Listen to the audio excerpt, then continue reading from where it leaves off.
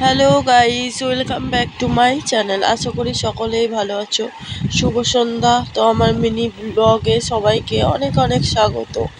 আজকে অনেক বৃষ্টি হয়েছে। বৃষ্টি হওয়ার পর আকাশটা খুব সুন্দর লাগে দেখতে। তো দেখো, আর এইদিকে দেখো আমার মা তাল নিয়ে বসে পড়েছে তাল ছাড়ানোর জন্য। আজ আমাদের তালের বড়া ভাজা হবে। আর এইদিকে দেখো, চলো আমার বোন কি করছে দেখে নি। তারপরে তাল ছাড়ানো হয়ে গেল। তাল ছাড়িয়ে তালটা ঢেকে রাখা হলো, কিছুক্ষণ পরে ভাজা হবে। আর এইদিকে দেখো আমার বোন সন্ধ্যা দিতে বসেছে। ঘরে বাইরে দু জায়গাতেই সন্ধ্যা দেওয়া হয়ে গেল। আর আমাদের বাড়িতে গোপাল আছে, তো গোপালেরও পুজো করে নিল। সন্ধ্যা টন্ধ্যা দেওয়ার পরে দেখি যে মা তালের বড়া ভাজা শুরু করে দিয়েছে। তো কয়েকটা তালের বড়া ভাজার পর মা বললো, দেখ তো মিষ্টি হয়েছে কিনা। তো খেয়ে দেখলাম মিষ্টি হয়েছে কিনা।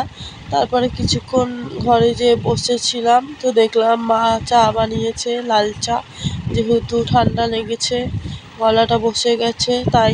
তারপরে আমি মাকে বললাম তেলের পিঠে বানাতে।